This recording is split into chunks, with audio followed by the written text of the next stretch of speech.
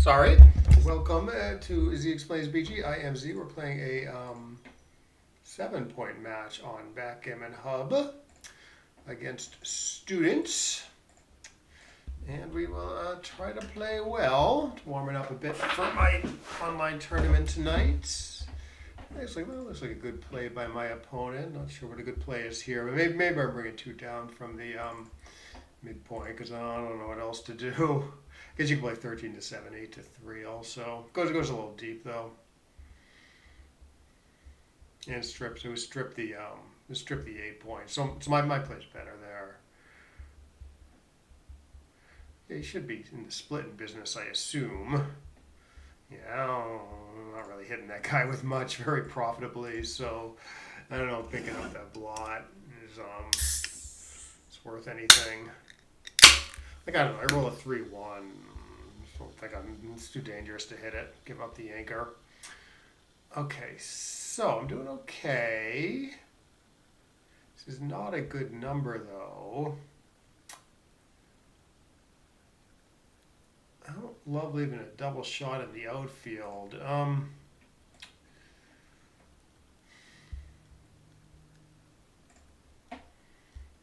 mean, obviously this doesn't do that much, but the distribution is still nice, and it's sort of the safest play, or for the most part. I mean, I guess I could play 6 to 2 or something.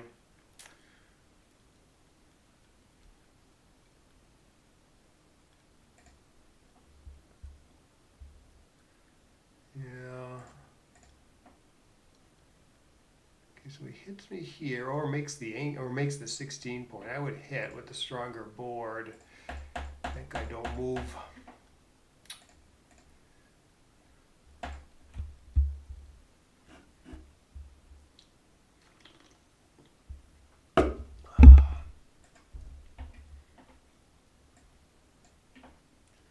Okay, his board's pretty strong, so let's get out of harm's way a bit. Yeah, I might have a little trouble playing coming up. Especially if I roll a 7. Yeah, this is pretty shoddy. Shoddy and shotty. Could make his 10 point weirdly. It's 2 blots though, obviously. So I don't know, maybe there's something 12 to 6, 12 to 10. Sort of safest.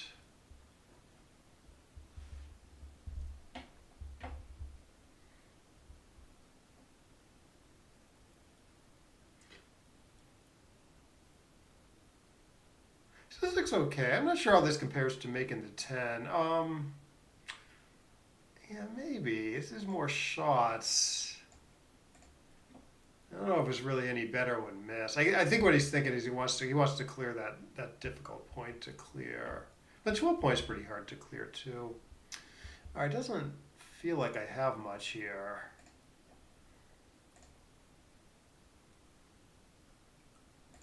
I don't know, but to this or 6 to 3. Yeah, that is the 5. Yeah, I don't love the 4 shots. Okay, so 16 to 5 plays okay. Race is still close. He's still got an awesome board. Yeah, I feel like I need more. Okay, so this is bad.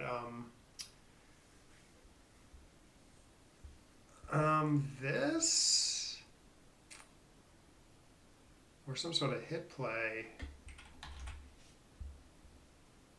Oh, there is a safe play also.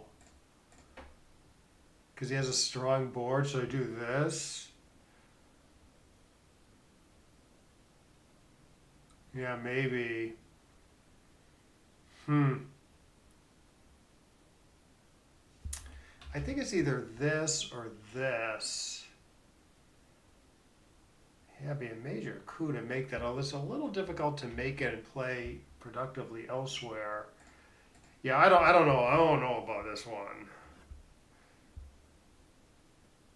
Yeah, I would have a cube now if I'd slotted. Well, okay, it's a plan.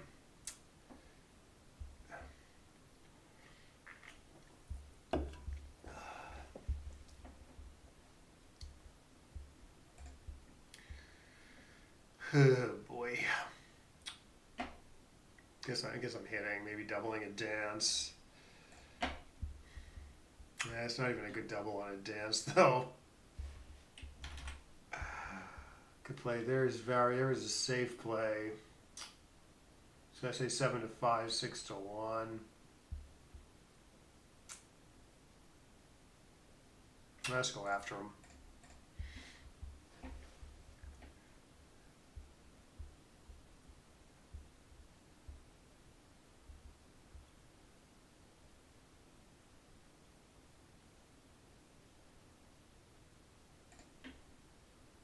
Interesting.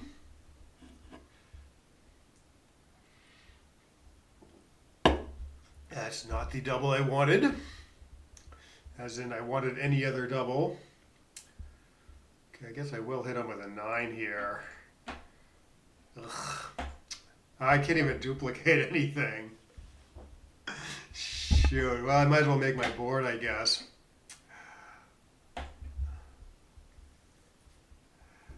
All right.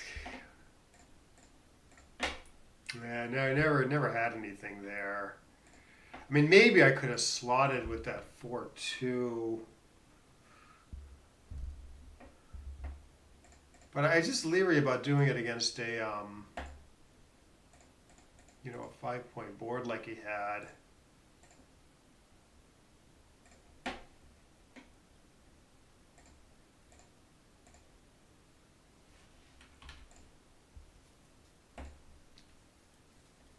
Yeah, we'll see what the computer says about that decision.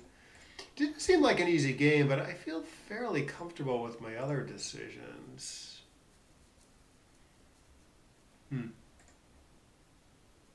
Anyways, okay, so I'm down 0-2-7.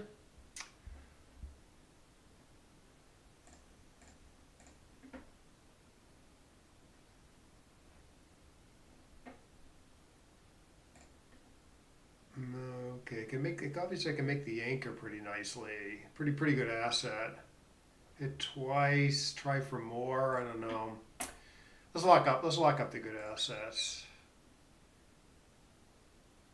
If I had a little bit more reason to go after him, I probably would have hit twice. Like if he had like good builders or something.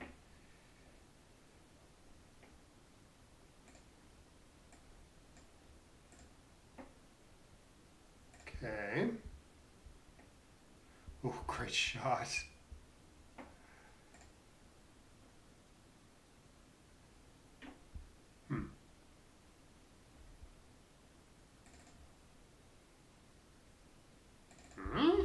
Unusual. Unusual. Sort of controls all areas of the board and is nice and safe though. What else? I'll leave a double shot in the outfield. Huh. Can make the 9. Takes some pressure off of him though. This looks wrong, but it sort of makes sense to me.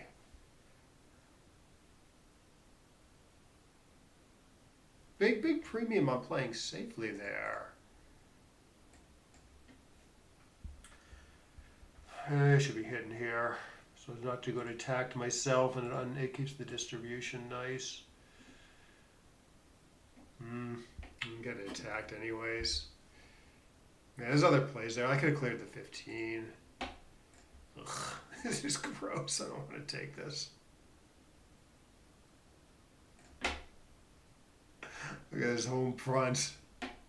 I mean, 2-0. He's up 2-zip, so I guess you can justify taking due to the score, but this is pretty sick looking.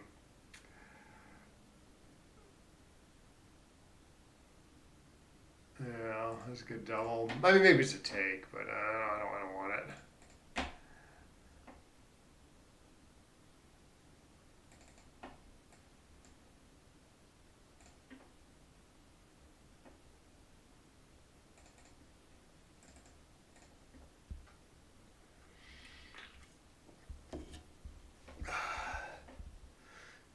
Ooh, very nice, very nice.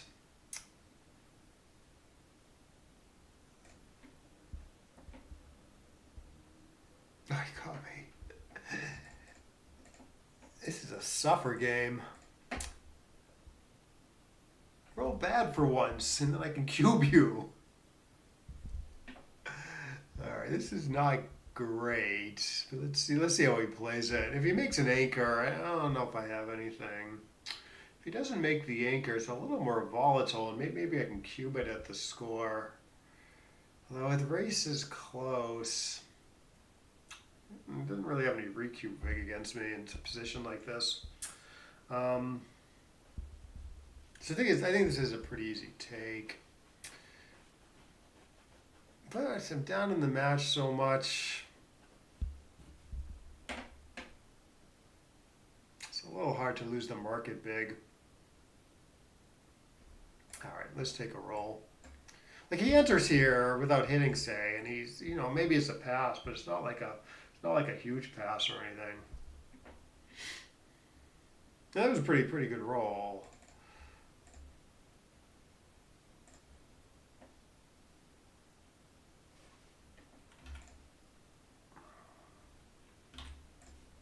Assume this is a little safer.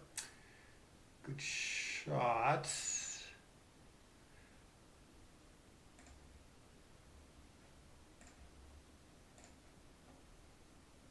this what I'm doing?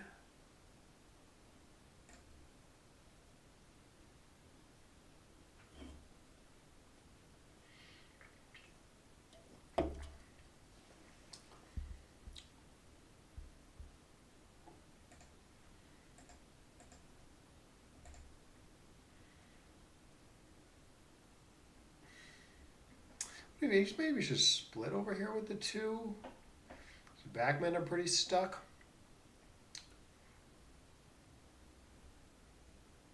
Seven to five looks sort of natural also, though. Okay, he thinks he's not that stuck.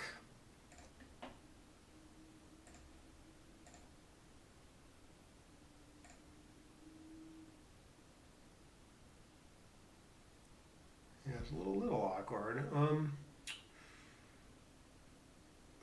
So what's he doing? He's playing like 8 to 2, 23 to 20. Yeah.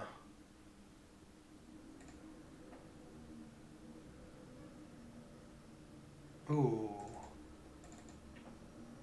This looks pretty good. Yeah.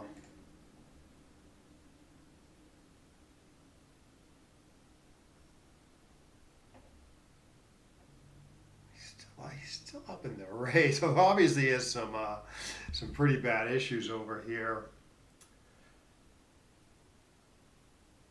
He's got time to. I can't really hit this guy without giving up a lot of structure. So it seems like he has a lot of time to like escape a guy. So I kind of don't think I have anything yet. Even though positionally it looks pretty good. Okay, so now his position is really deteriorating. So I am going to cube this despite the race situation. I suspect this is still a very easy take, but I'm not totally sure what's going on here. Yeah, he agrees. Let's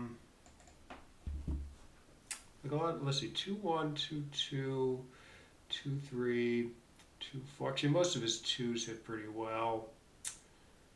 Yeah, so I'm not going to do this.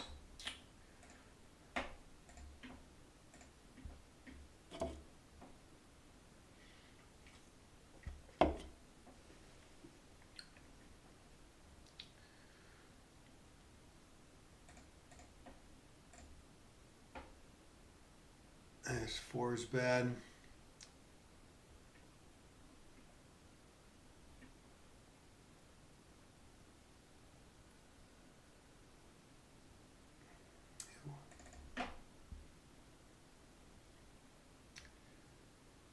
Okay, let's keep the block on as much as possible. Ugh, didn't work.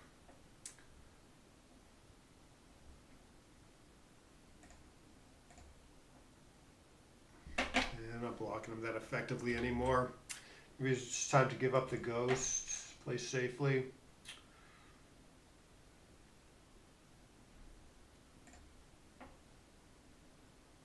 Because he has all these checkers to play with out there. So I don't know if maintaining the block against the back anchor was worth all that much.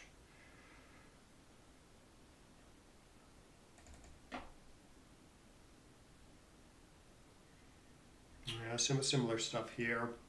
Although this actually isn't great for the race, so I don't know. Probably there's something a little better there. All right, so I can pass. Say it doubles me. I can pass and go to 2 away, 7 away, or I can take and redouble play for the match. So it's 2 away, 7 away. So I 660. I need 16% to take this. Doesn't look like I have it. Down 14.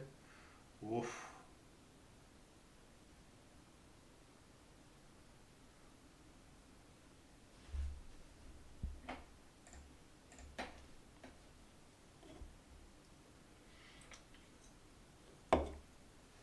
Yeah, 2 away, 7 away. Yeah, I have the take point right. That's good double. Some people are afraid to double there, but your opponent might have a pass or is close, or it does have a pass, or is maybe close to the take pass line. That's a perfect time to cube.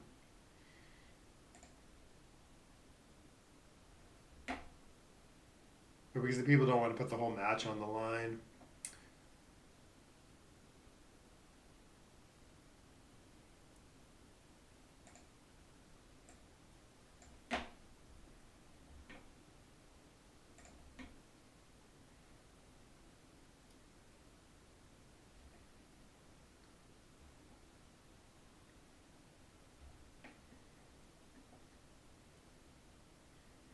Well, this might get a little zany here. Not yet.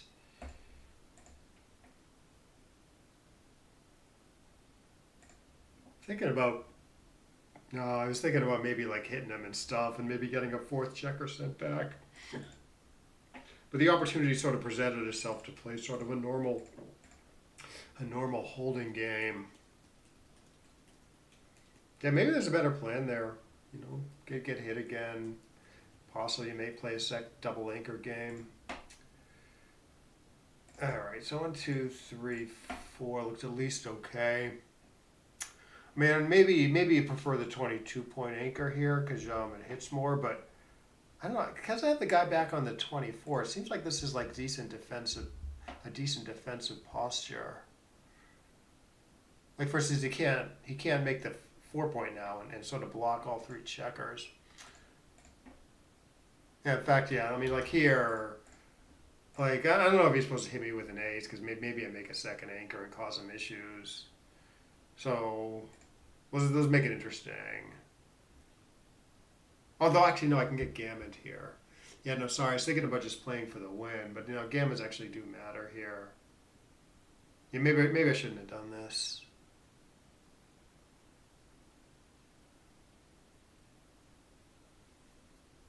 Because I maybe think he is supposed to hit here because of the extra gammons. Oh, hey Barry, good to see you. Oh yeah, he's always on here like watching for whatever reason. Um, he likes to watch matches. So like I do like playing him. Yeah, he should be. I don't know if he should be cubing this or not. My take point. Ignoring gammon say. My take point at the score is what? It's like let's see, it's 2 away, 7 away. Yeah, it's like 20. It's still like 23% or something. I think. Even though I get to redouble them to 4 immediately, I think it's still like still fairly high, according to XG, anyways. Now, the only reason I said like ignore gammons is because like I could maybe win a few percent gammons here, so that should bring down the take point. Obviously, if he doubles me, his gammons don't actually help him. So yeah, it might be a little bit of a tough decision if he cubed me. Although this doesn't feel like I'm in the 20s here. I can make the ace point. Yeah, I would do that.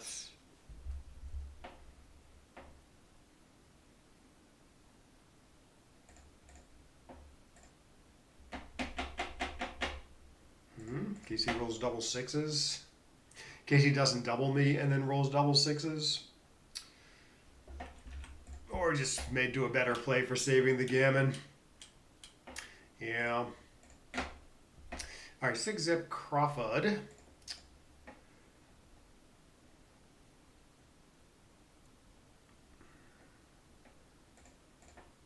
All right, this should be okay. Yes, he should hit me. Yeah, gammons don't actually hurt him at the score because it's the Crawford game, and I need an odd number of points to win the match. So that's a score at which like gammons don't really matter, and they're not worth that much. Oh hey, Evan, good to see you.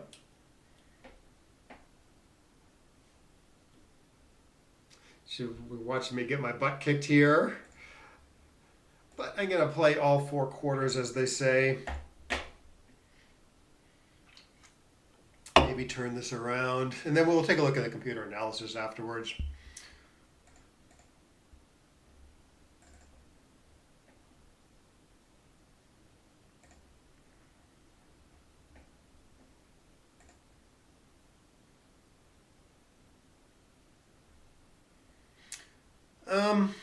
Well, this guarantees I don't have to crunch my home board.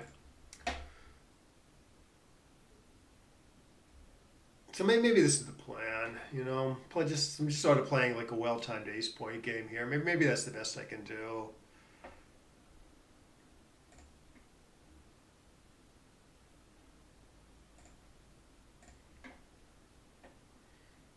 Get a little flexible here to build the inner board points quickly, especially the 4-point.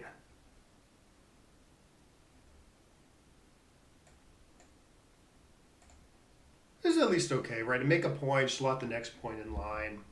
Should let me make the position, put the position together the quickest. Like here, I could do this also. Really filling the 2-point. I mean, there's a decent chance if I'm hitting next turn, you know, I probably wouldn't do this, but doesn't look like I'm getting even many indirect shots.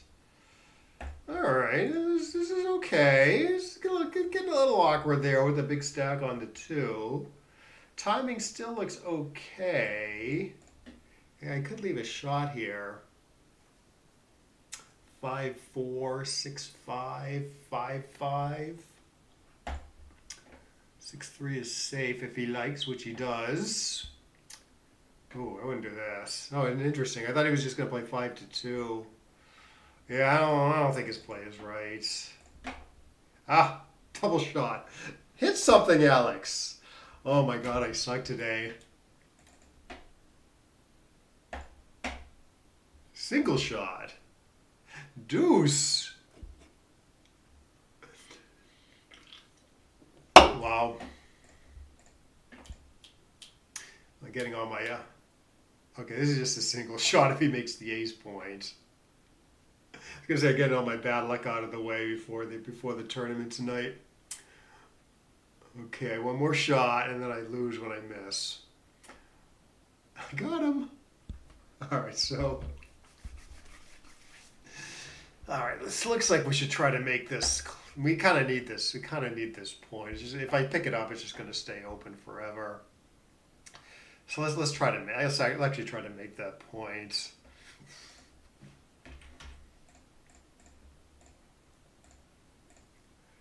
Well, that was about it. Oof, that was a whooping.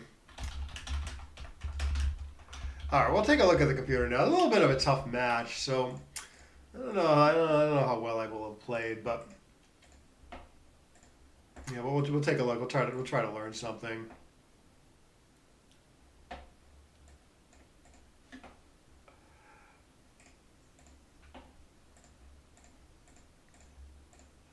Okay, let's see what GNU says. What does GNU say? Oh yeah, I didn't play that well. Yeah, I'm not that surprised. I'm a little surprised it's 5 and not like 4. So I must have made some pretty big. I must have made some pretty big errors in there. But yeah, we'll go through it and take a look. But yeah, I definitely didn't expect like a 3, for instance. Just because it seemed like there was a lot of decisions where I'm like, oh, I don't really know what's going on. Um,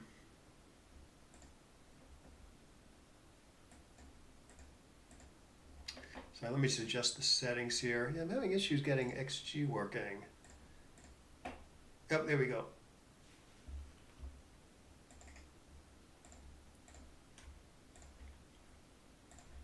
Okay, let's switch over to XG.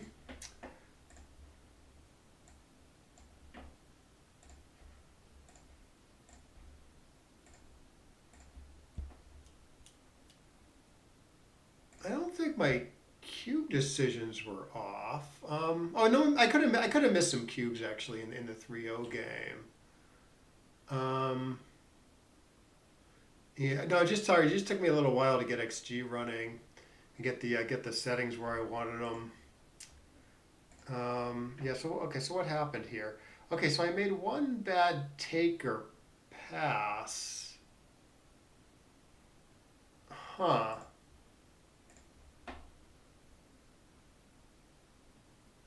I don't think I had a take where my take point was 16%. Yeah, not sure. And then I made some checker play blunders also. So okay, anyways, let's go through this. 6-6, 6-5. Yeah, there's not really much else here. I mean, you don't want to leave a double. You don't want to give up the 18 point and leave a double shot against this nice structure. So I choose something reasonably safe. You know, good build power when I get missed. Thought a little bit about this, but I didn't love stripping the 8 point. It was a little deep to slot the 3 point. Anyways, he hits me 8-7-6-2. Oh, okay. No, 6. Yeah, no. I saw I could slot the 2 point, but yeah, for some reason I dismissed it. Okay, it's very close. I mean, you can either slot the better point, right? The 3 versus the 2. But it's one more shot. You know, it's 12 out of 36 versus if you do this, 11 out of 36. I guess the distribution is a little nice here. 3-4-4 with my play 3-3-5 or 3-4-4 versus a little overstacked on the 6. So yeah, I don't know. It's close. It's a close call. Oh, and actually, the computer actually doesn't mind this play either. Actually, leaving a double shot in the outfield, keeping the home board in better shape.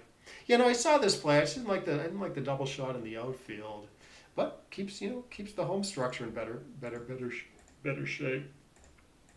Anyways, he rolls well. I pop out. Yeah, he should hit here probably, but his plan of just running from the back is okay. All right, I build a board.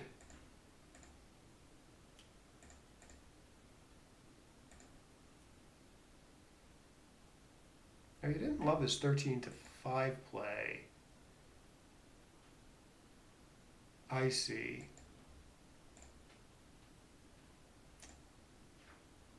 Yeah, 13-5 just seemed a little wrong because it's like extra shots versus say 12-6, 12-10, and I'm not sure it's really gaining much. You know, okay, so you're clearing the 13 and not the 12, but that's like not that clear. That's what you want to be doing. So the play I was thinking about was like either this play, or maybe even this play, but it is 2 blots, right? So I guess that's prohibitive. So this play looked a little strange to me.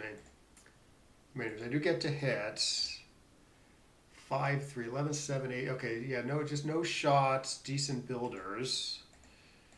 Oh, then it gets tricky. Okay, so it does just want to play safe here against the strong board like I did. I thought there was a chance like this play was correct. Slotting the 4 point. But obviously you hate getting hit with any 3. Big, good, pretty decent upside on the misses though. It's not worth the risk against that awesome structure. Anyways, he cracks horribly. I come up with a plan of going after him. Trying to contain that back checker. Doesn't work. And I gotta run. At least I get to make my board. And then yeah, I just lose. So when did he double this?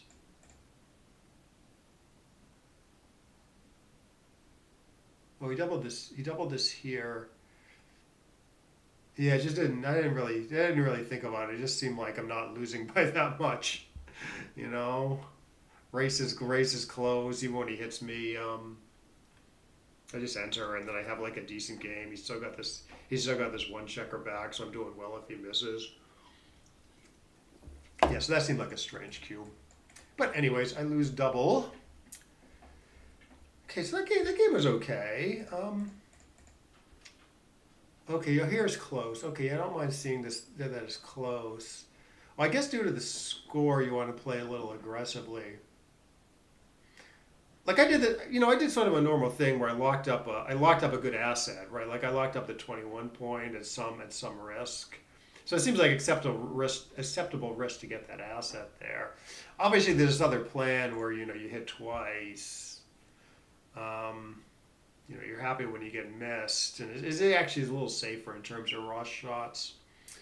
Um, what maybe I should have found this given the score is a little bit of an argument for playing aggressive, and I'll show you what I mean. Um, so I'm down in the match, right? So I sort of benefit. I'm going to benefit from upping the gammons for both sides. Because if I up the gammons when I'm down in the match, it means the cube's going to be more useful for me and less useful for my opponent, where like he's up in the match, so it's going to be like a little difficult for him to get in like a good cube in a gammonish position. Meanwhile, if a gammonish position and if I get in a good cube, if I have a gammonish position, I can double quite aggressively down in the match like this. So for instance,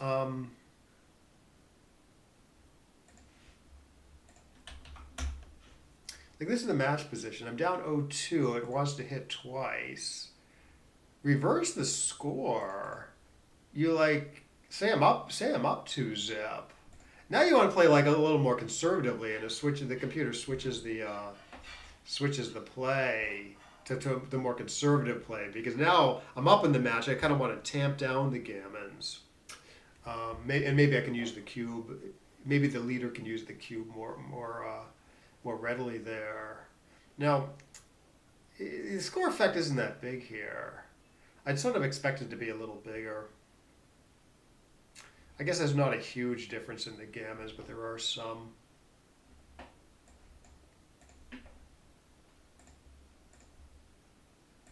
But anyways, both plays are fairly close. Okay, wants to upgrade the anchor, but my play of spreading things out isn't too bad. He just wants to make the better anchor here. You wouldn't, yeah, if you would, so this is okay. I did see this. Just making the anchor like this. I kind of wanted to maintain all the pressure on him, given that I'm down in the race. Keep the checkers further back, hit them more often later. So I guess this would be a better plan if he didn't have this back checker still back there. Anyways, he rolls great. Okay, good. I find a good play here. Like this looked pretty unusual to me what I did. This thing. Yeah, we can put it up on the board. It doesn't really make any good points, right? So it's a little unusual, but everything else didn't look great either. Like, okay, like you make the 7 with 2 of them. What do you do with the other 2? You're gonna be leaving a shot somewhere. Because I really don't want to get hit against that nice structure. So I find like this sort of somewhat productive safe play. Oh, here it doesn't like hitting off the ace point. Interesting. Yes, I like stepping up in order to escape. Stepping up with the 2 in order to try to escape that guy out from this nice prime. I thought because he's going to be attacking me a lot, and I have this big stack on the 6 points, there was enough reason to hit 6-1 with the 5. This guy. Yeah, apparently the computer just doesn't want to put a checker in this horrible spot and leave an ace shot over here. It just wants to play sort of solidly and say, bring on the attack, which isn't that potent. Anyways, he gets in a good attack. Yeah, this is a big pass. Okay. Huh. So apparently I should be taking the recube next game. Interesting.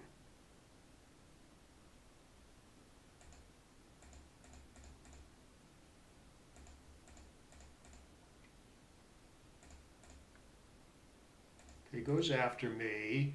I get a great 4-4, but it doesn't work. Get a great 4-3. It sort of works for a turn. Yeah, I thought a little bit about cubing this, but it looked like pretty hard for him to have a pass next turn. And it looked like kind of an easy take as is. So I was like, I don't have enough here. If it was like a little more threatening, maybe it'd have something. Like, okay, so I roll a 7. He enters without hitting. He might still be taking. But anyways, he enters with the hits. I hit him back. His game's a little awkward here, but still, it's causing me enough problems, and the race is close, so I don't cube him. Okay, 12-6, 10-8 versus popping out. Oh yeah, I'm not sure I really considered this play. I don't think I actually would have done it had I seen it though.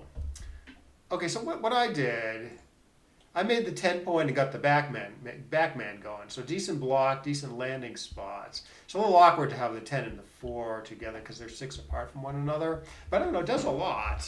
Double shot in the outfield though, which I think might be the problem. So the computer just wants to play a little more tidily. Try to escape later. Guess I can kind of see it. I think I still would have done the other play though, had I really considered this. Yeah, I guess the problem is like he hits me and then he still has like he can get out. He's pretty diverse for getting out of the backfield, right? He's got 2 6s, 1s, 3s, and 5s that all move one of these checkers. So it's not a very effective block as is.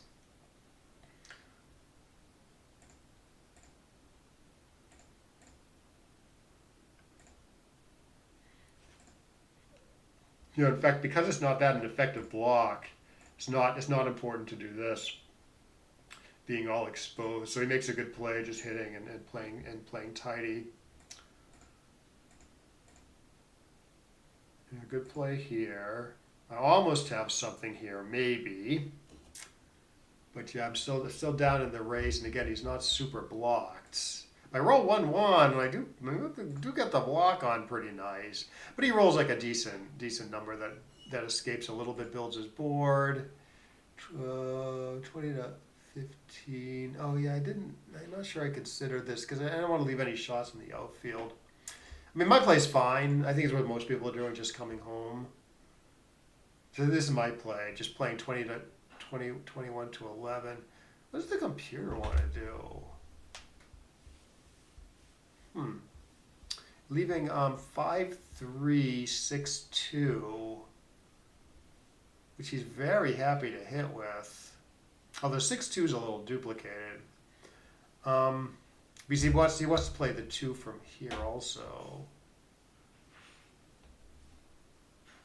His game's on like stuff like 5-1, 6-1, 5-2. Like I guess I do want a shot at him. I don't like playing 6-2 that much though. So yeah, I didn't consider this, but I would not have done this had I seen it. Okay, yeah, now his board's kind of crunching badly. If he can't escape this guy, and maybe I have some profitable hits here, so I do cube this. And it's pretty strong cube.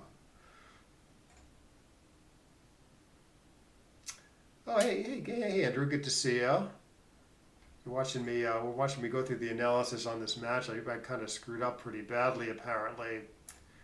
Like here it does want to hit, which I did consider. Like I guess I'm playing 11-2, and then I'm deciding whether to like put the guy up on the roof or not. Apparently it does want to put the guy up on the roof. It wins more and wins more backgammons to hit him. Sorry, wins more gammons. I saw this play. I actually put it up on the board. I was thinking because he has a 5-point board, I don't want to get hit. I did see that his position is pretty brittle after he does hit. Right? Like he's going to hit and then crack a lot, and that's not that bad for me. Getting hit in that case isn't that bad for me. So I was going to do this, and then I looked at like his specific twos. Like 2-2 is great for him. 2-1 doesn't crack. 2-3 doesn't crack. 2-4 cracks. 2-5 doesn't crack, and 2-6 doesn't crack. Actually, 5-2, I don't know. Yeah, 5-2 he hits and goes to the 18. So I was like, well, none of his twos, like, only 2-4 is, like, really bad for him, So I was like, oh, let's not hit him. I guess what the computer is saying is even after he rolls, like, a decent 2, he's still cracking down the line a lot. Like, okay, so he rolls 2-5, and he's still, like, pretty stuck a lot of the time. So it's like even though almost all his 2s hit okay, they're not that good down the line. I do see that doing this wins more gammons, of course.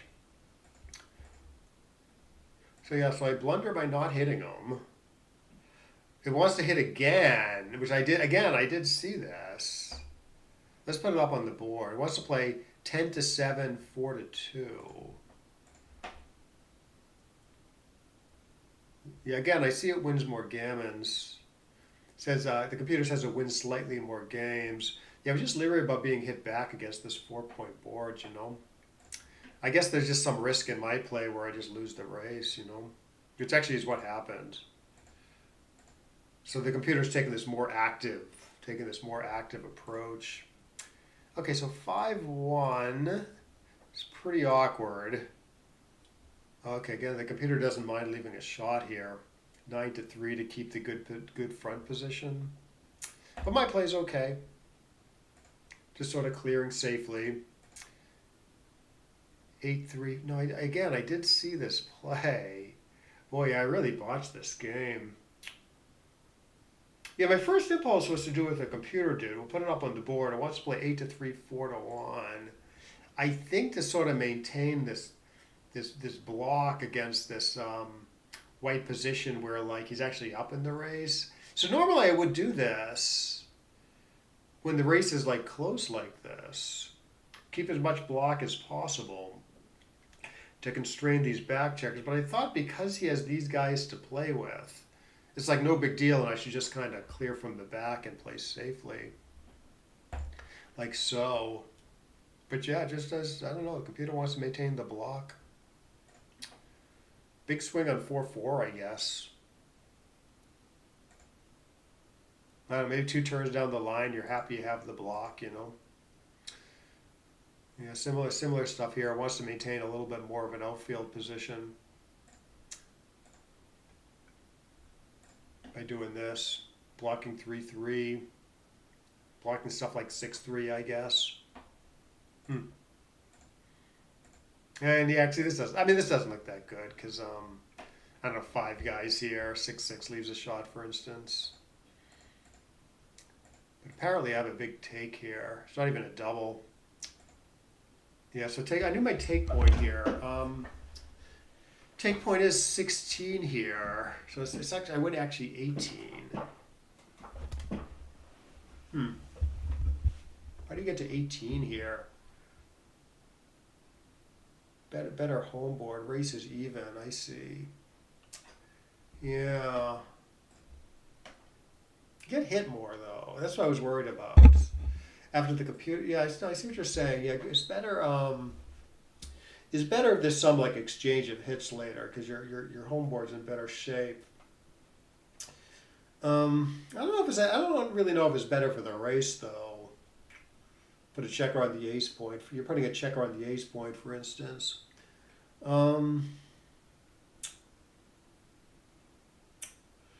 Yeah. I think it's mostly the block because, as you say, the race is even. So even though he has these checkers to play with, you want to keep the block on.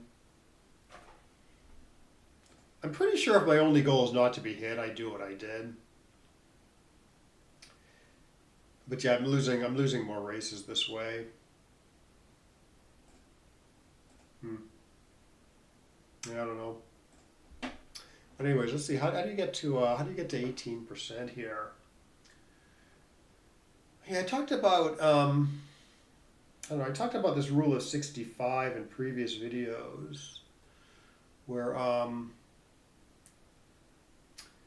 you take the percentage that you're up of the leader's pip count.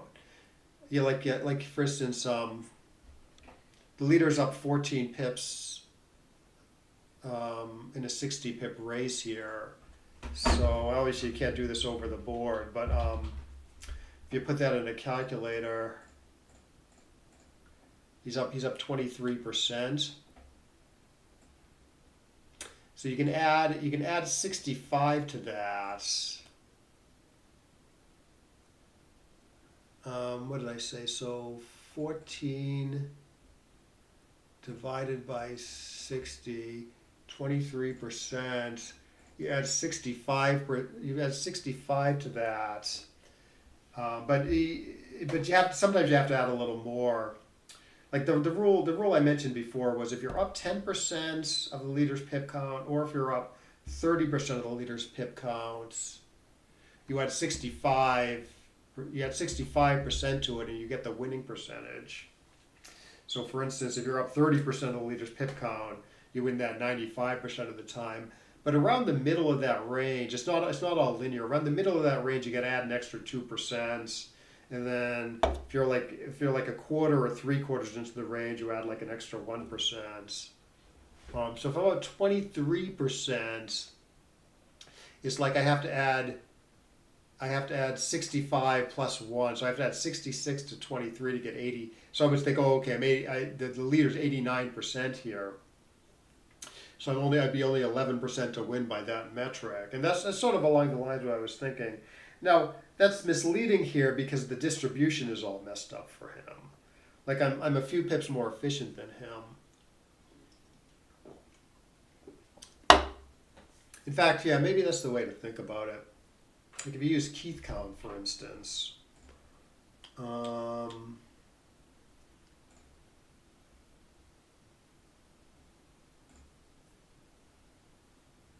Yeah, if you use Keith count, there's like big adjustments for him. Yeah, 66 and 23 would be almost 90. Yeah, so that's sort of along the lines I was thinking. And I think the metric is actually okay if like if the positions aren't lopsided like this.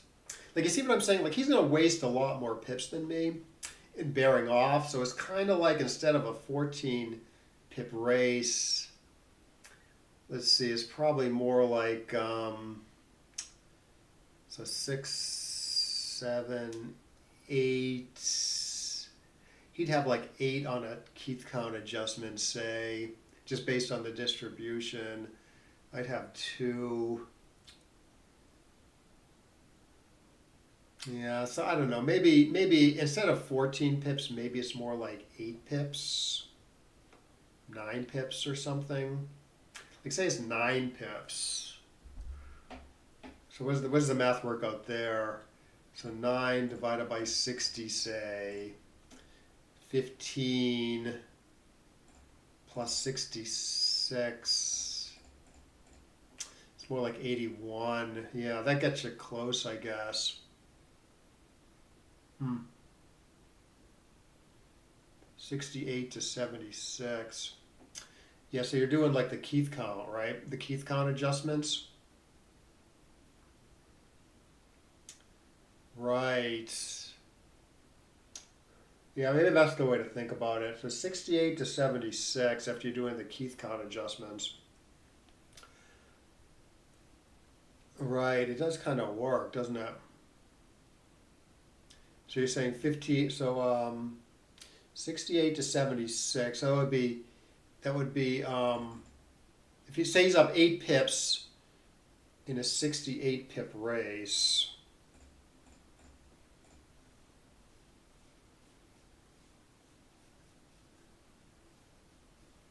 Well, that's only 12%. But yeah, I don't think it's right to. Yeah, I actually don't think it. If you want to think about it this way, I don't. I see exactly what you're doing. There are these Keith count adjustments to the distribution that you can do, and you get 8 for white, and 2 for and 2 for black. And I think that's probably is a valid way to think about this. But I don't think you actually add 8 and 2 to the pip counts, because in a normal race you're going to have some wastage anyways. So maybe add like a little bit to the pip counts. But I think it is valid to say, like say 8, to say, there's he has 6 pips more wastage than me.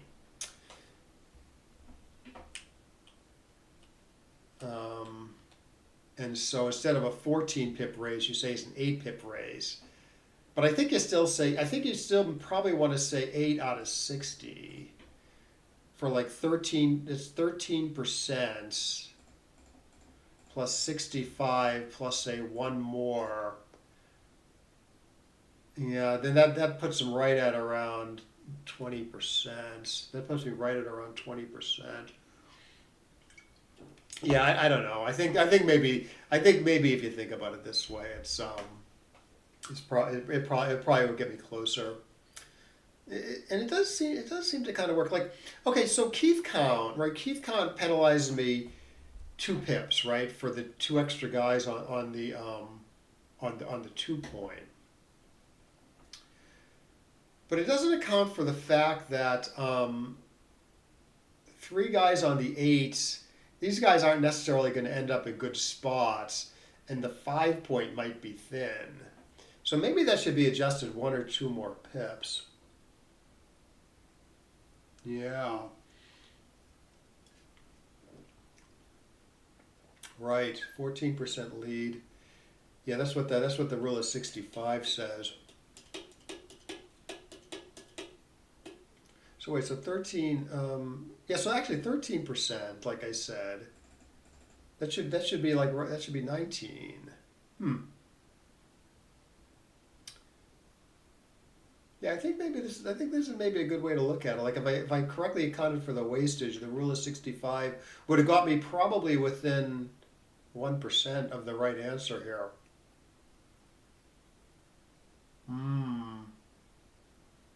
Yeah. I mean, you could use Keith count for my position. It's just you gotta maybe add 1 or 2 more pips of wastage due to this awkwardness here and sort of the thin 5 point. Yeah, EPC I wouldn't be too sure what to do here. Anyways, I think I'm gonna start thinking a lot more along these lines.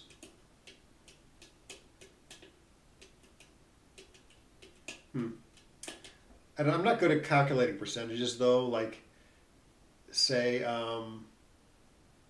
if I needed to calculate what percentage of 68 is. I'm not great at doing that. Is there a good method for doing that? Calculating 8 divided by 60, for instance. Apparently it's 13 and a third.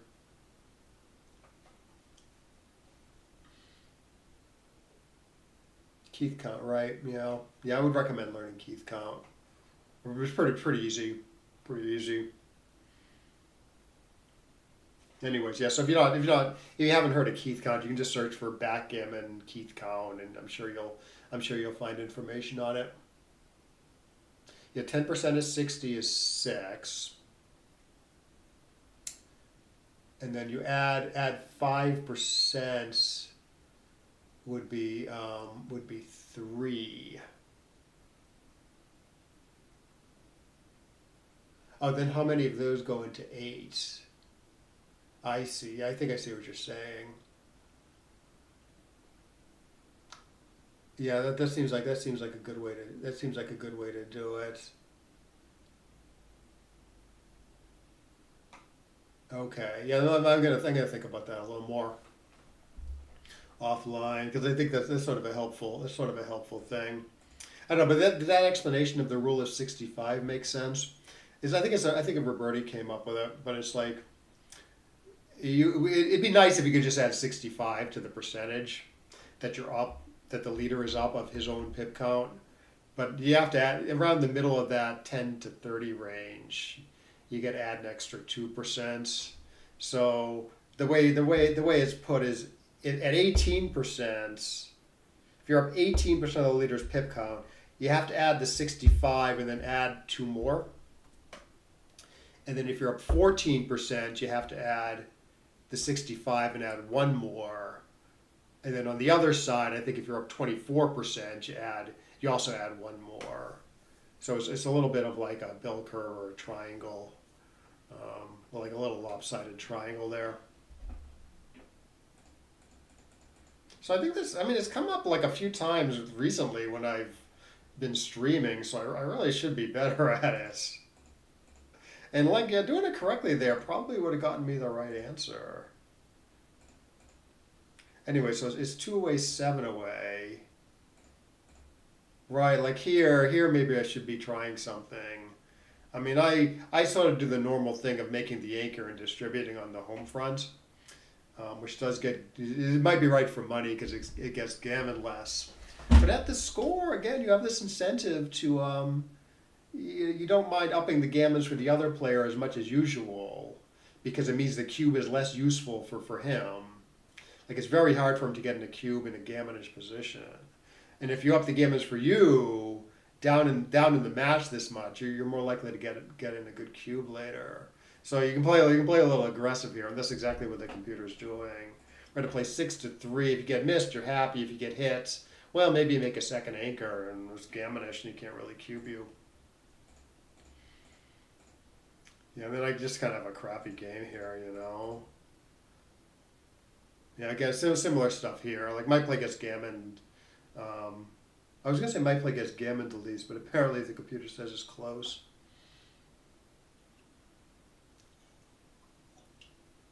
So you say I think easy to remember.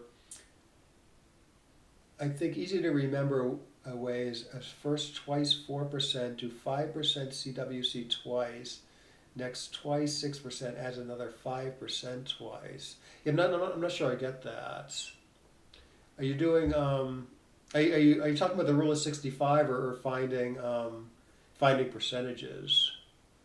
Are you doing this rule of 65? First twice 4% to 5% cubeless winning chances. 10% 75. 14 is 80. 18 85. Oh, I see what you're saying. So when you go from 10 to 14, that's 4% difference. That should add 5% in winning chances, cubeless winning chances. And then the next 4% adds another 5%. I see. And then the next 6% you're up in the race adds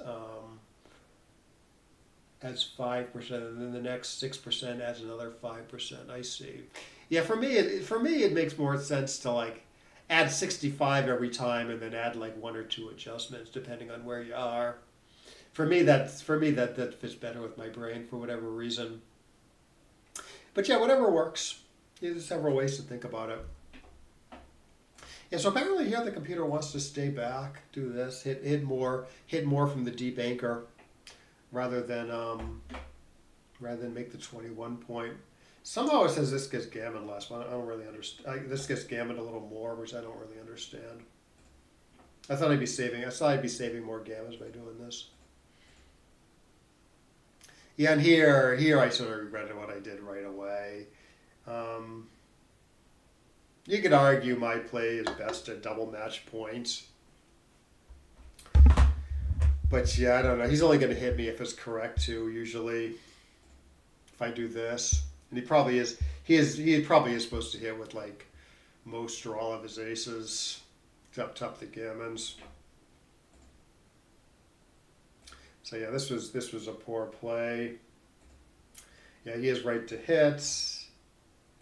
I pop out. Okay, apparently I win this 22. I see. So 22 is actually under my take point, I believe, at this score. But the fact that I win a few percent gammons, so he like say he doubles, I take, I redouble him back to 4 right away. The few percent gammons I win are extremely valuable, so that lowers the take point quite a bit. Apparently it would swing my take pass decision there. Well, that's a cute play by the opponent, not hitting. Let him get a good cube in next roll because the gammons aren't upped. Yeah, this I still have 20% win chances and 2% gammons. Yeah, I don't know if I would have found the take here. Okay, now he fills in the point, and it's harder for me to hit him later. So my winning chances just went down. So this should go double pass. Similar stuff here, and then okay, double pass, fine.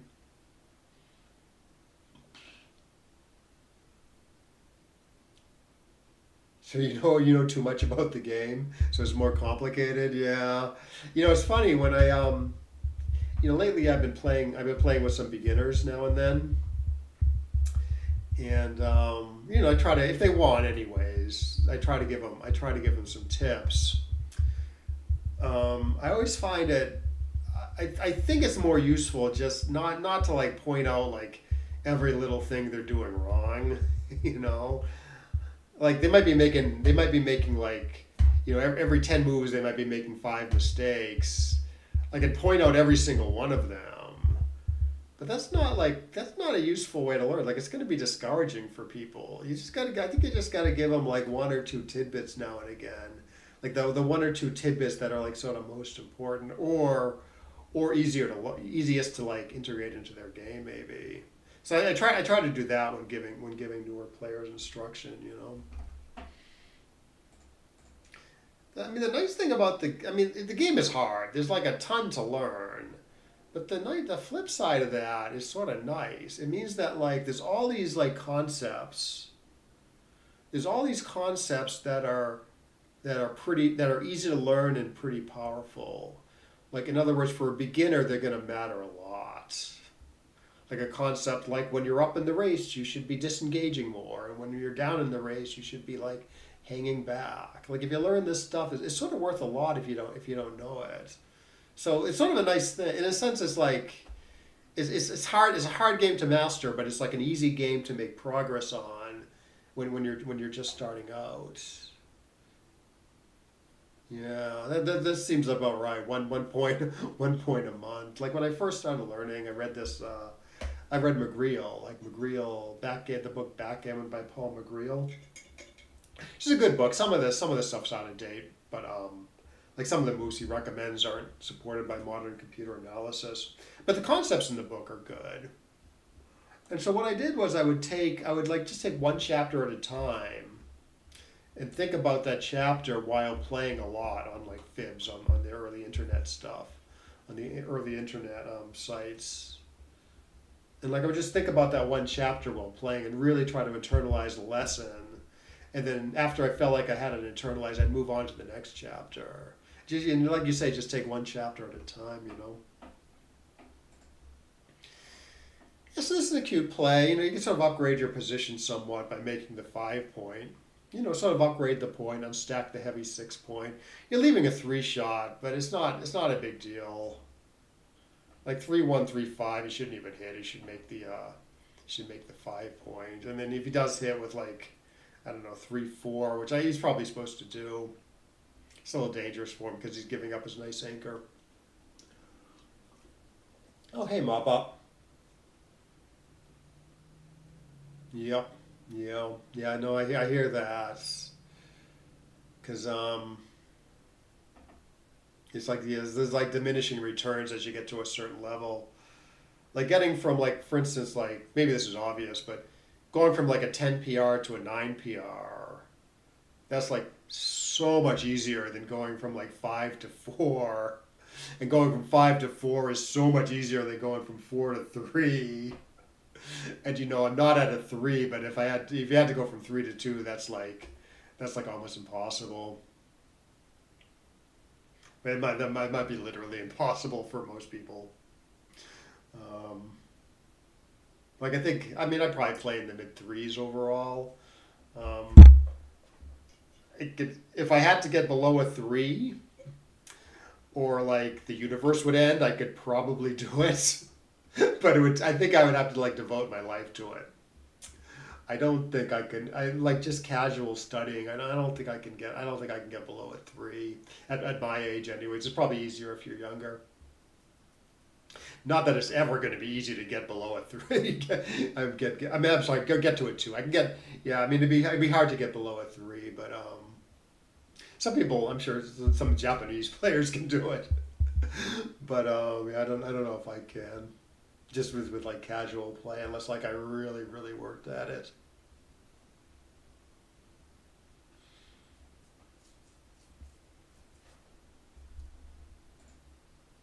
Yeah. Anyway, oh, he did roll a 4-3. Good. Yeah. So he is supposed to hit. Yeah, but you see, it's not like this huge blunder not to hit. I mean, it's pretty bad, but it's not like ridiculous not to hit here. So that underscores like how not bad it is to like have this point slotted.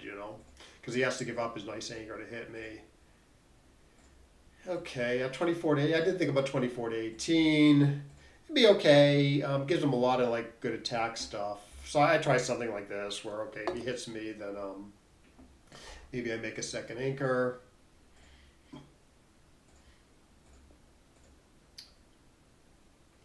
Yeah, jumping out would be okay here. But I build a nice home front.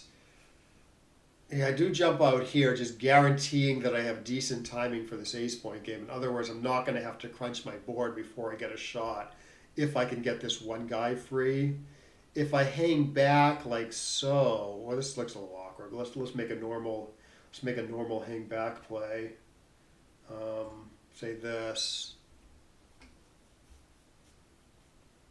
I could roll like 5-5 next turn and have to go a little deep in my board, and then later on, if I can't escape, I have to like crunch down to the low points in my board, and then you can't really win. So that's why I do this. I pop out with the 6, not this exactly, but I pop out with the 6. Um, so maybe it hits me, maybe it doesn't. Either way, though, I maintain a bunch of timing in the outfield, so I won't have to crunch my board down to the low points. Now, there might be some value in staying back there, but yeah, mostly I was thinking about maintaining the timing. Yeah, luckily it rolls big, so I keep my stuff together, but I think I just miss and miss and miss. Eventually I hit. Yeah, so you don't play 6 to 5 here. I think even if gammas hurt you, you wouldn't play 6 to 5 here. It's just, I don't know, you just do this. It's like, it's too hard to win. Like this, he's just going to be threatening to like enter forever. So he's only got a 2-point board, so you leave the point slotted to try to make it. And the point's going to be worth a ton when you make it here. But it doesn't work and I lose. So actually, okay, so let's look at my blunders real quick. Yeah, leaving a shot. Yeah, no, I sort of understand this. You don't want to get hit with aces here, despite the fact that you might make a second anchor. Yeah, for some reason I was thinking it was more like double match point, but no, I do still pay to the gammons. So double match point. Maybe it makes the same play, but it's going to be closer. Yeah, it's a lot closer. It's a lot closer to do this play. Because there's some upside to being hit, right? You might make a deep anchor and cause him more problems. But of course you're going to pay more gammons when you get a fourth guy sent back. Okay, so here I did see the right play, but I thought I was paying to being hit more than I actually am. Right, it wants to play 12 to 7, 7 to 2. Oh, sorry, 11 to 7, 7 to 2. and then if you don't get hit, you're happy because you've trapped him more. Like he can't run with this guy. And if you get hit, I guess it's not so bad because he cracks later.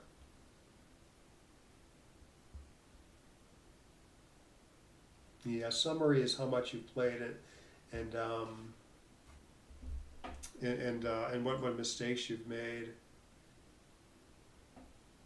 Yeah, so it says like I made three. It says I made three blunders here, and nine total errors, including the blunders on the checker plays. And then I made no decisions where I like doubled incorrectly or failed to double incorrectly. Like I didn't miss any doubles and I didn't double incorrectly. But it says I made one bad take or pass here, and it was a blunder. And then yeah, your performance rating down here.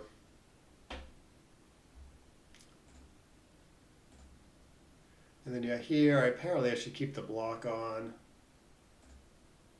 And then yeah, we talked about this a lot where trouble pinpointing this at 18%. Like I thought it might be like more like 14 or something, 50, 14, 15. But yeah, maybe I should have done the counted for wastage and used the rule of 65. Yeah, he did less blunders. Um, yeah, he had only three blunders, but more cube errors. And maybe I had more decisions. Yeah, I honestly never look at the luck. I just don't think I don't think it matters. You know, I'm like not trying to win really. I'm trying to play with a low PR. Um, so it's sort of like that's so I sort of just focus on the errors and not the luck stuff. All right, so maybe we can play one more here, maybe a quickie.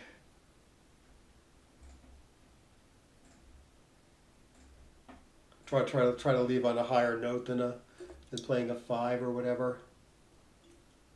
Opponent had more equity loss, right? More equity loss per move on average, right? Like if I had like maybe I had like a ton more decisions than him or whatever. Oh, Olive Acaster. All right, we will play a 3-point match against Olive Acaster.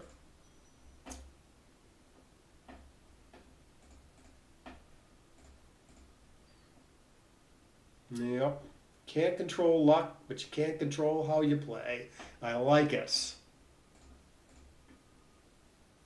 Oh, sorry. I started a match with this person.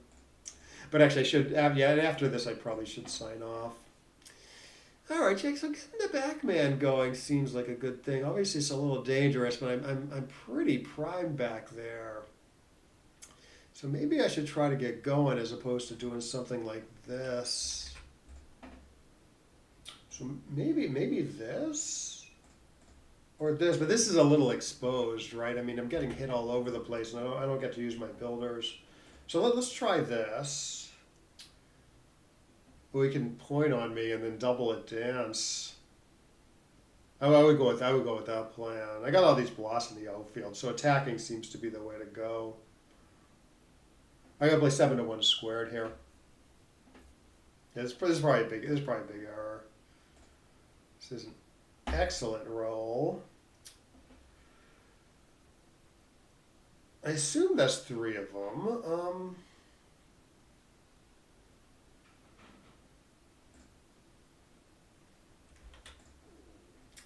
This is a little bloody, but I kind of like the resultant position. So let's try this. Okay, now he's going to point on me. Hope I didn't leave too many blots there. Or he should point on me.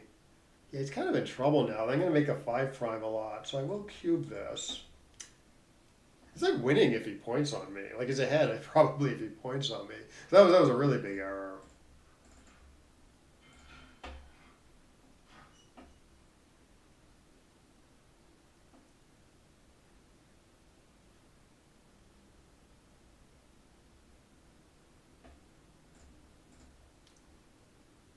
All right, so I guess my goal is to get. Oh, it might get a little interesting here. Oh, they should make the 22 there for sure. All right, I'm gonna get the builders in the zone to try to make my 3-point quickly, so he doesn't get the idea he should upgrade. Oh, this is perfect.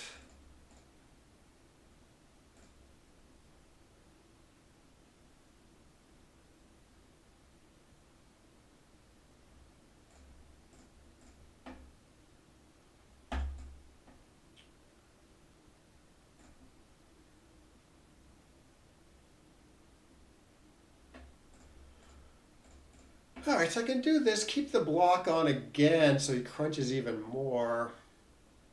Well, I think this is a plan. It also kills my 6s pretty nicely.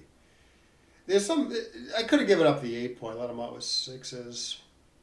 But I sort of like keeping the block on for one more roll at least.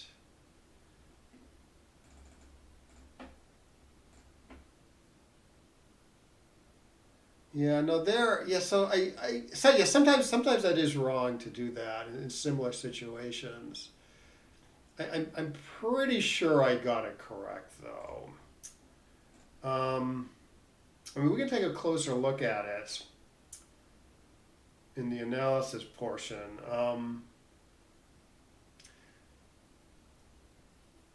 Because I get to keep my 8-point when I do it. So it's like I still have like a perfect block. I think the times when it's not right.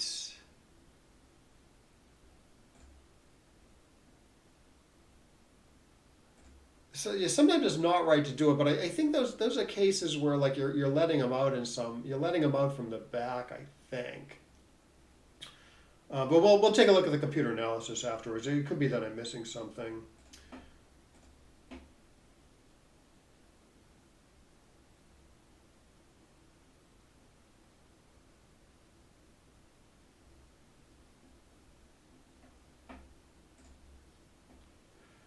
Okay, so maybe he's got 2 blots in his board. Maybe that means I want to like hang. I mean, I got license to sort of hang back and try to hit him again, try to gammon him. I see 4s and 9s, 15, 16, 17, 18 shots here. This is 3s and 7s. This is also 18. Now let's try this. Yeah, no, we can take a closer look at it. It did briefly occur to me not to do it. If I'm not going to do it, it might actually be right to like slot the 4 though. Like maybe you can slot the 4, right? Maybe you can like slot the 4, and then like he's supposed to hit with hardly anything. Maybe just like double 1s, double 2s or something. And then you get to maintain like more flexibility in the outfield. But I don't really see the benefit of doing that over just making it really. In fact, you kind of want to just make it and then kill your 6s later on, you know.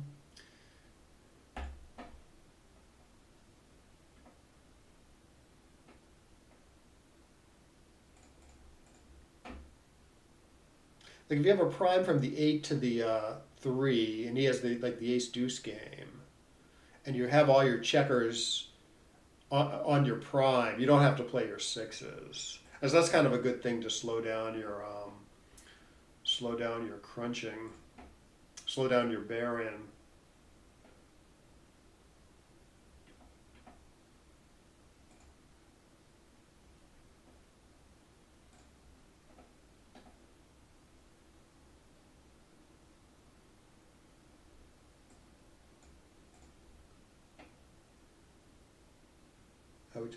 I guess I just pop out here. Well, the 13 to 7 is a play.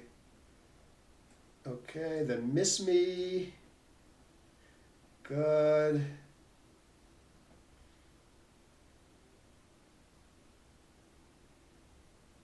This is fine. This is fine. Okay, so I'm actually down in the race a little bit.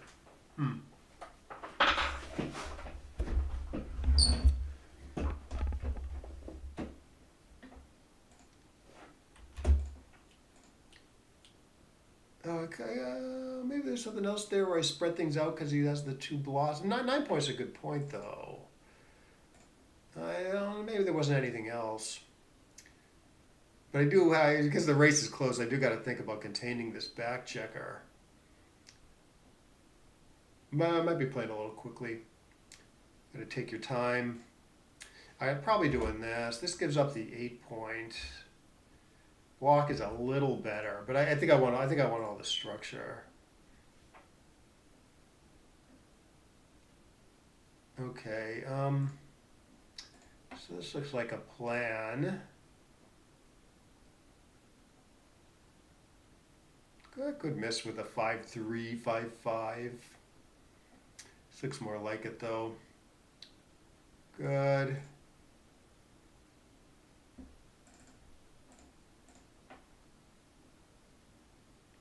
I think it's premature to switch 6 to 1 here. Got too many checkers in the outfield.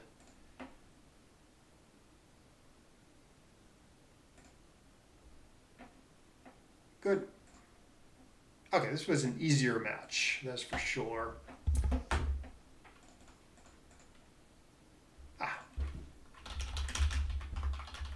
Both, both rolling wise and decision wise. I'm gonna be embarrassed when I play another like 6 or something. But no, I suspect the PR is going to be low unless I completely spaced on a play.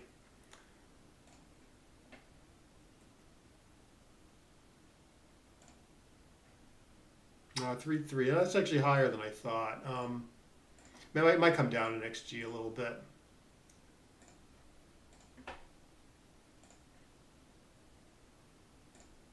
Yes, I must have screwed something up. Yeah, no, I didn't play that well. I have two. Okay, so I have 2 checker play blunders. Interesting. Huh. Okay, they're all in the first game. Okay. Oh, okay. Oh, it wants to not split and get attacked. Oh, I didn't even choose the best split play. Okay, so yeah, splitting is sort of okay, but it doesn't want to. If it splits, it wants to just stop on the 20 points. So if you're splitting the back checker, you're supposed to do this. I saw this, and I didn't like it because like I'm getting hit all over the place, and then I got 4 blots. Like okay, like these are good builders, for instance. Sorry, like these are good builders, for instance, on the 8 and the 10, but it's not like I get to use them next turn because he's gonna be, if he can't hit one of them, he's gonna be swinging away inside. So that's why I popped out all the way. So it looks a little less exposed. I guess the upside to getting away with it isn't that big because now this guy's still going to be stuck forever. But anyways, yeah, the computer doesn't want to split. It just wants to concentrate on like the priming game. Because it doesn't want to split against the structure where maybe it's more of an attacking structure than a blocking structure. And maybe I can form a good prime here. I guess because the 5 point is open, he doesn't have a good priming structure. I don't know, I saw this. I just didn't, I didn't like it. And the second best is apparently this other priming play. Yeah, I guess that's a tough play for me. Yeah, you should definitely make the 1 here. And then, okay, so in here, so my play okay cubeless? 2, 4, 6, no, my play is not okay cubeless either. I mean, I kind of try to do everything, right? I build the prime, I get the builders, and I step up the back checker. I guess it's too exposed to being attacked, maybe. So I don't know. I don't get to build the prime a lot. So what does the computer want to do? This is the computer's play. We'll put it up on the board. It still builds the good front position, but it keeps fewer blots in the outfield, and it keeps the back man out of harm's way a little bit. So basically, it just has like good 2s to hit me. And he can hit me off the ace, but that's not that good. No, maybe I should have thought about this more. Because this does make sense. I mean, I don't want to be batted around here too much, and I don't want the extra blot in the outfield.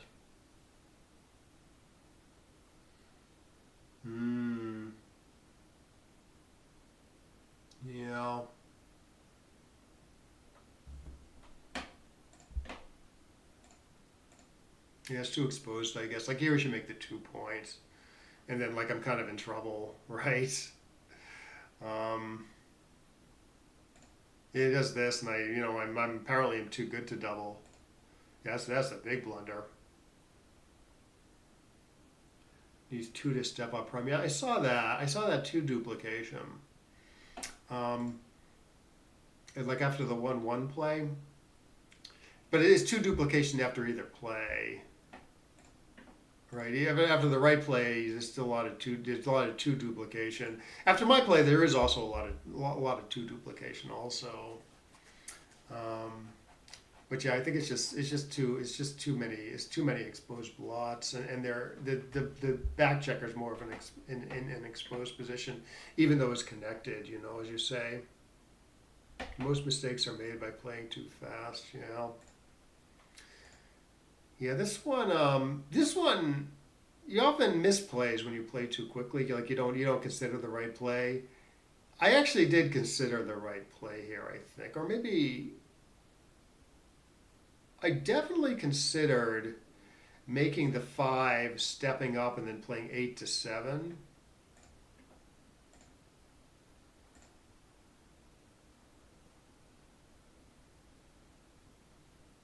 Which is that better than my play? Probably not. Yeah, it's not. It's not. It's pretty close. It's pretty close to my play. Definitely considered this, so as not to leave the blot in the outfield. But yeah, it just doesn't value being up on the 23 point here. Yeah, I think that's probably what's going on. I'm stepping up into an attack where like it's pretty bad to be attacked, and I'm not, and I'm down in the race. So maybe I should just be concentrating on priming here. And apparently this is a big pass here. I took more time on the first blunder than the second. Yeah, I think you're right. It just looked like it did everything, my play. So I just kind of went with that without thinking deep enough about it, apparently. Anyways, I double him in where it was a huge pass. 5-2. Yeah, I'm definitely thinking Gammon. Yeah, here we should definitely make the 22 points. And this is the 4-4. It's probably okay not to make the 3, but like you wouldn't make the 3 here if you had to give up your 9 point to do it, I think. Because you want to. I'm sorry, if you had to give up your 8 point to do it, you wouldn't make the 3 because you'd be letting him out, and you really just wanted to crack more. But he cracks just fine after making the 3. And like I said, you could leave it slotted, but I think he is happy to hit with 1-1 and 2-2, maybe 2-1 also.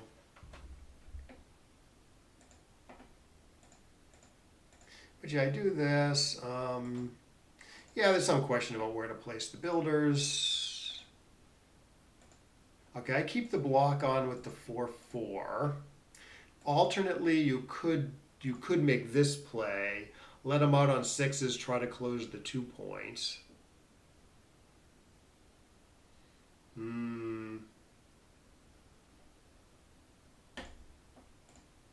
Yeah, a lot of times, like I think at least I think I know what I'm doing in a position, so I see the play that does it, and then I just jump at it. Of course, as you say, as Mop Up says, you overlook plays that way. No, he should have stepped up with the double 2s for sure. I don't have his errors highlighted, so that's a blunder not to step up with the double 2s. Yeah, you want this position because your timing is so shitty.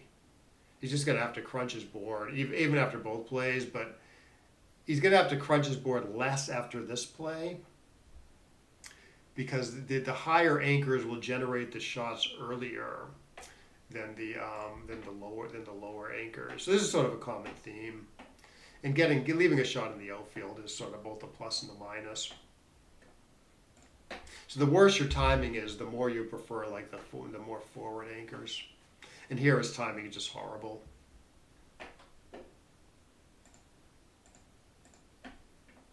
And 2-3 game is sort of good, It's sort of the best back game. The computer seems to prefer the 2-3 back game to like all other back games, even when the timing is good for a deeper back game. Maybe if the timing is like really, really good, you might prefer a 1-2. But even then, I tend to prefer the 2-3. But yeah, anyways, keep the prime as long as possible. I have to give it up. I don't leave any shots. And eventually I do leave a shot. Yeah, here I just hang back, make my board, because there might be hitting. Want to stay a little bit out of harm's way, and I want a 4-point board. Okay, yeah, here I guess here it wants to come closest to home. Because when you're missed, when you missed, you're home free more. I hung back a little bit more, thinking I might win a few more gammas. Apparently, that's not even the case. It doesn't win as much according to the computer, and for some reason, it doesn't win more gammons. I thought because I was hanging back, I would hit them more and then win more gammas this way. But yeah, somehow the computer doesn't think so. It says just like this wins more gammons. I don't really understand why.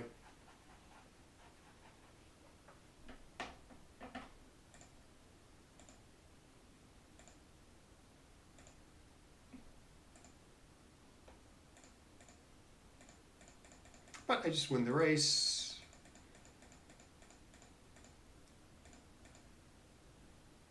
Okay, yeah, a bunch of good stuff you can do here, but unstacking the heavy points and pointing on them is best, even at the score where gammas don't count, apparently. Roll a nice 6-4 again. The race is doing gammons too. So I gotta hit him again to gammon him though, right? If not here. Yeah, no, here. Like I can't just can't just blow past him and win a gammon. I have to hit him again if I want to win a gammon. Because I only have 3 checkers off. So yeah, I don't really get it. Somehow there's like more hitting here.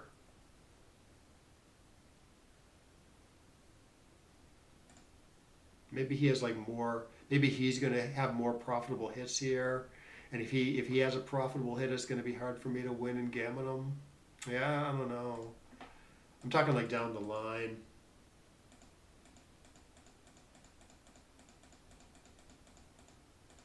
I mean, I get that there's more complications, and the fact that there's more complications by staying back means he is probably going to win a little more. I just don't see the gammons. Checker on the 1 point is wastage. Yeah, I don't know. Yeah, oh yeah, 3-1. Yeah, you're right. 3-1. Yeah, 3-1 isn't good. Yeah, that's a good point. I think that's probably part of what's going on. You don't really want to play 3-1. Whereas if you had like a productive 2 somewhere, you would do it, or a neutral 2.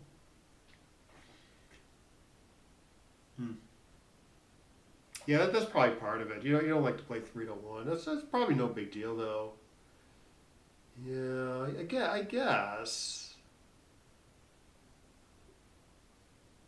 Yeah, no, I think you're all right that you prefer the checker on the 3 point than the 1 point. And we are just talking about kind of a small difference. So yeah, that's probably at least part of what's going on there. But anyways. Okay, 6-4. Okay, so I just race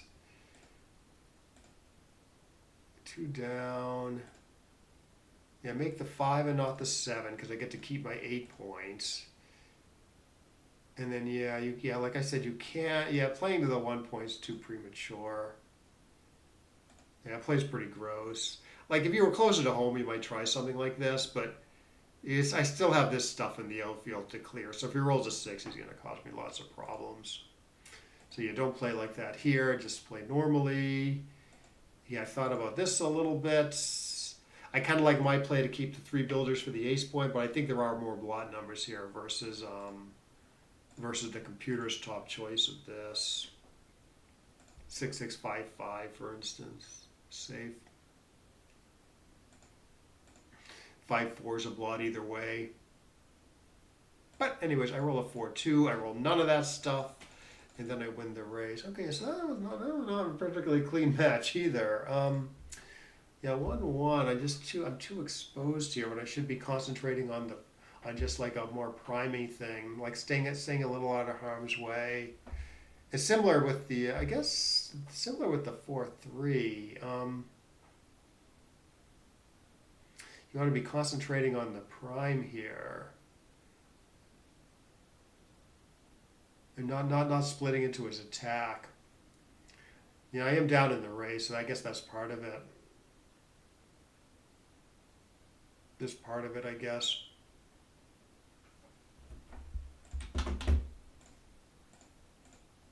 Not here. Like here. Now I'm up in the race a little bit, so I guess there's more incentive to run a little, more incentive to get the backmen going, less incentive to do a priming play. Like if you're down in the race, your timing and for the priming game is going to be it's going to tend to be better for you. Especially here where there's like 2 men back versus 2 men back. The race sort of tells most of the story about who has the better timing.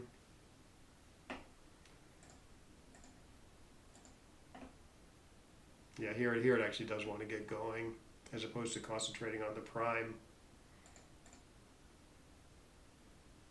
So how bad is 13-9, 13-10?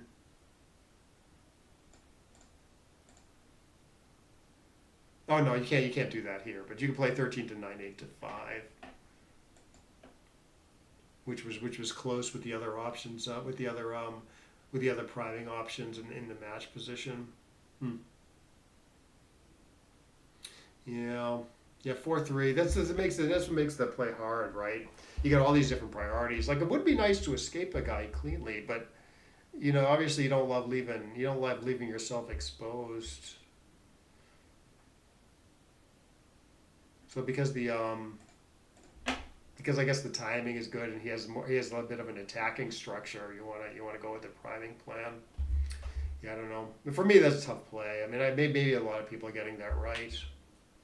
Similar with the 1-1. All right. Anyways, yeah, this was fun. Hope it was instructive. I hope you can avoid some of my blunders there. But I am going to think a little more about the rule of 65 and how to adjust and how to calculate percentages over the board. I think that will help me in the future. But yeah, I'm going to sign off now. But thanks for watching. Yeah, good comments, everybody. And I will see you next time.